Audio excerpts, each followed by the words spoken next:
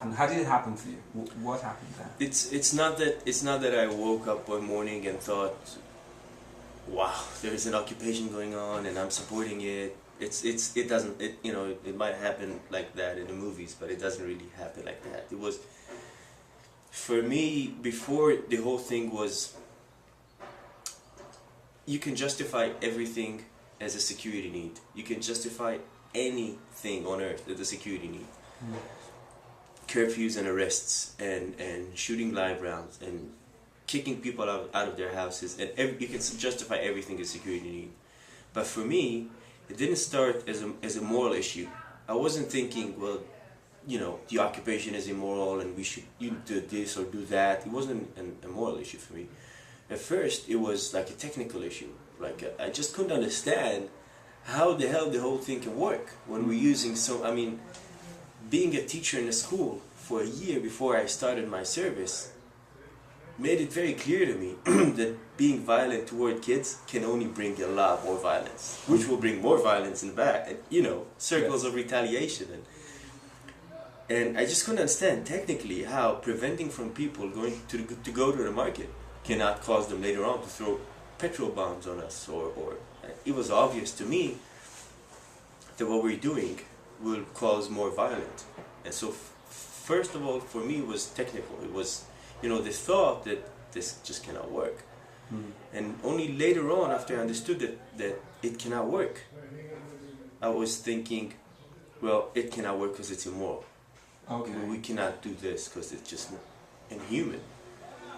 And so I went through kind of a funny, sequence, yes. Yeah. Things going upside down.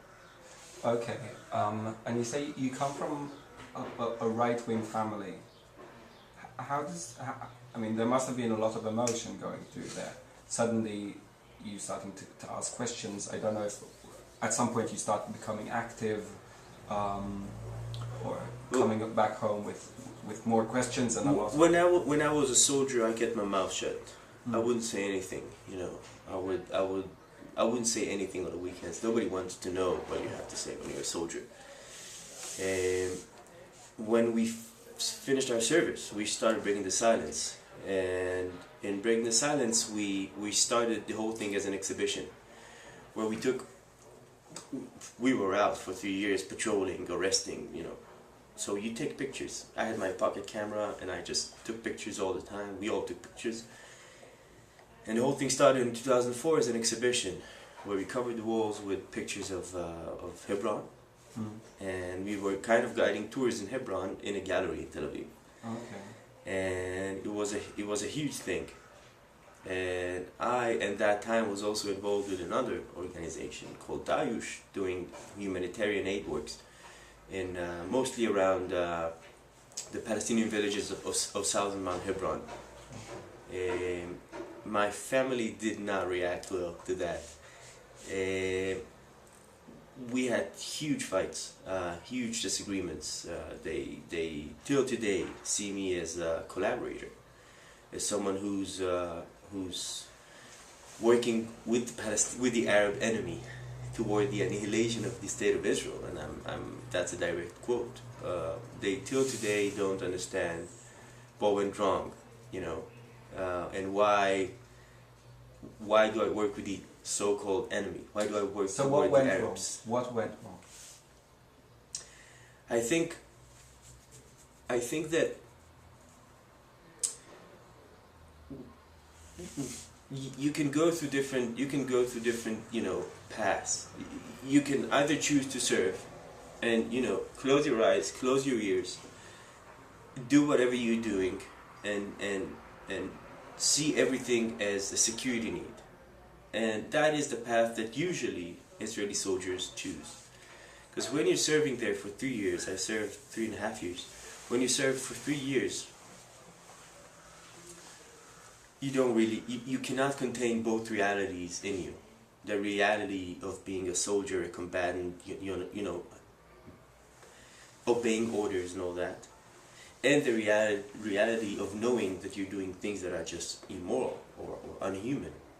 You cannot contain both things with you, inside you. So it's easier to close your eyes, close your ears, and just go through it. You know, finish your service, go to India, get stoned, forget about the whole thing.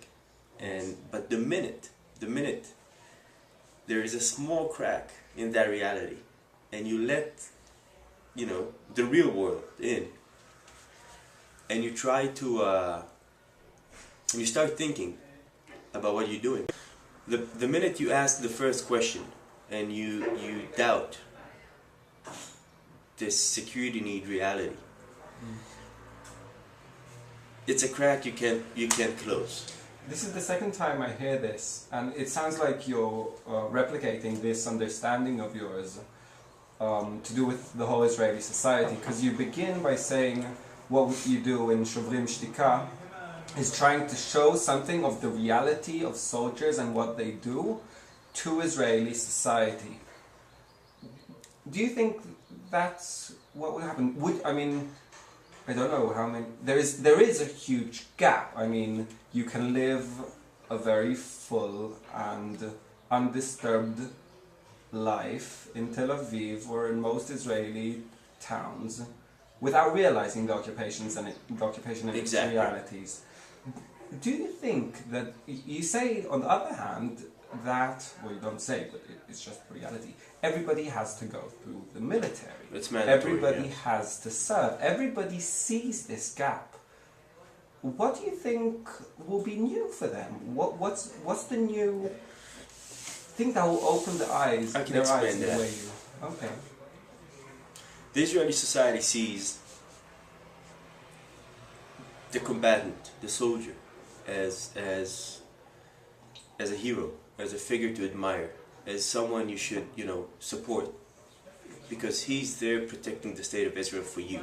Sitting in Tel Aviv, having your lattes, he's there for you, protecting the state of Israel, standing on the borders, pushing the enemies outside, you know, siege mentality, Israeli siege mentality. And then you come home, 2004, we come home and we say, no. We were not standing there on the borders, pushing the enemies outside for you people standing in Tel Aviv, in the bus stations. We were there kicking people out of their houses. We were there throwing tear gas grenades into classrooms. We were there closing down markets. We were there putting down people under curfew for months. We were there, hell, a year ago we bombed refugee camps in Gaza. It's all in the booklets. We were not there standing on the borders, pushing enemies outside for your lattes in Tel Aviv. We were doing completely different things. Now you may listen to us and say, well, I'm fine with that. As long as I can have my latte quietly in Tel Aviv, you do whatever you want. I don't want to know. But we know. We used to believe, but now we know that when people hear what we do there in the West Bank as combatants, in their names of those Tel Avivians, we know that something cracks in their consciousness too. You know, that we know now that they start to show more and more interest in whatever is happening there in the West Bank, because people tend to listen to us.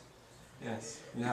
Because we have a lot of power in terms of discourse. We have a lot of, we're very strong because we were there. And people believe us. People know that what we say, you know, is not a lie, or the way people in Israel put it is not is not the futile imagination of some Palestinian in Gaza or a left-wing activist.